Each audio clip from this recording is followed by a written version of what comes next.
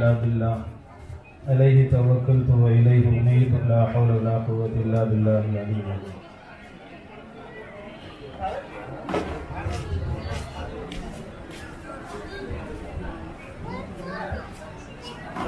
الحمد لله من خلق الإنسان وعلمه البيان والصلاة والسلام على رسول الله وعلى آله حزب الله وصحابه حزب الله بعد. أعوذ بالله من الشيطان الرجيم. بسم الله الرحمن الرحيم.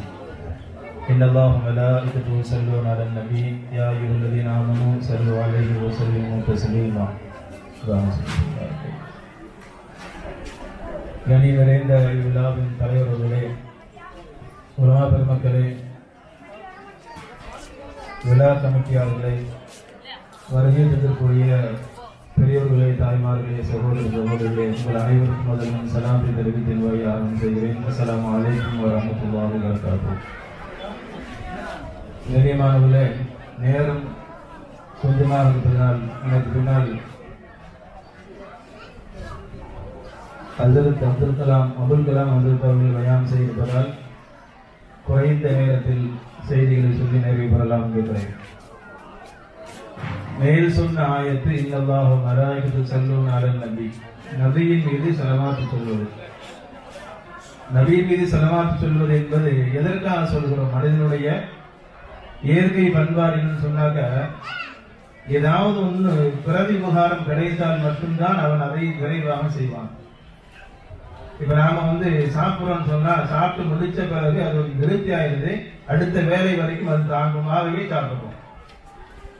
அதே மாதிரி ஒவ்வொரு காரியங்களும் அப்படித்தான். அல்லாஹ் தொழுவுன்னு சொல்றான், தொழுதான் நன்மை கிடைக்கும், சொர்க்கம் கிடைக்கும், ஆகவே தொழுகிறோம்.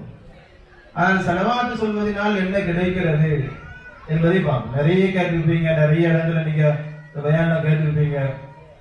ஆனால் ஸலவாத் சொல்வது என்பது நபி ஸல்லல்லாஹு அலைஹி வஸல்லம் கண்ணியத்தை வெளிப்படுத்துவதற்காகவும் அவருக்கு நன்றி செலுத்தக்கூடிய விதமாகவும் தான் இது அமைந்திருக்கிறது.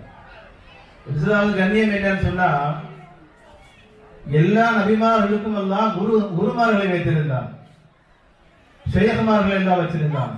இஸ்மாயில் அலைஹிஸ்ஸலாம், இப்ராஹிம் அலைஹிஸ்ஸலாம், மூசா அலைஹிஸ்ஸலாம், ஹிதர் அலைஹிஸ்ஸலாத்து வஸலாம், யஹ்யா அலைஹிஸ்ஸலாம், ஜக்கரியா அலைஹிஸ்ஸலாத்து வஸலாம், சுலைமான் அலைஹிஸ்ஸலாம், தாவூத் அலைஹிஸ்ஸலாத்து வஸலாம். ஆனால் முஹம்மது ரசூலுல்லாஹ் ஸல்லல்லாஹு அலைஹி வஸல்லம் அவர்களுக்கு அல்லாஹ் சொல்றான், அல்லாஹ்வே ஆசிரியர், அல்லாஹ் தான் ஆசிரியர்.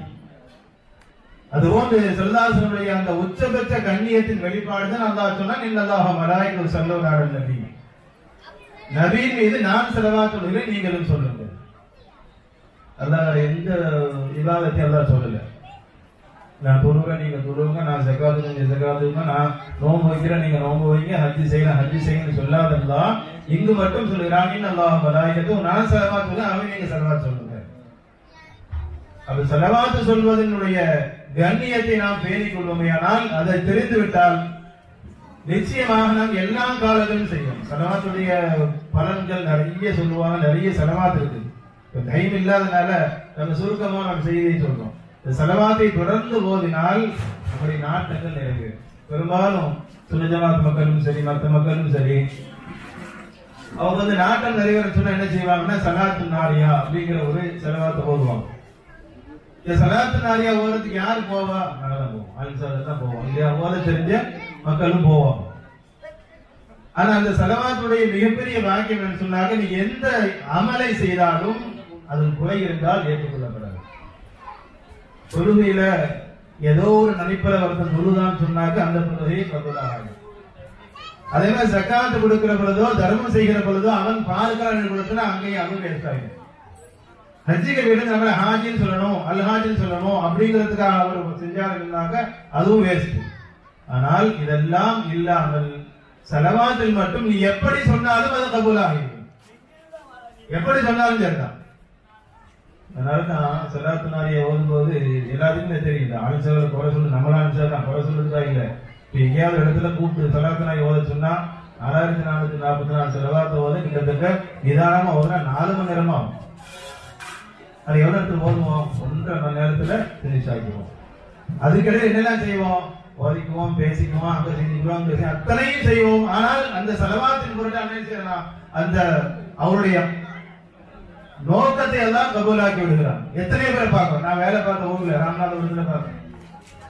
அங்க வந்து ஒரு ஆள் சொன்னார், ஹசரத் என் மகனுக்கு நிக்காஹ் நெருங்கி வருது, தட்டி போயிடும், நெருங்கி வருது, இந்த மாதிரி 10-15 போயிடுச்சு, என்ன செய்யலாம்?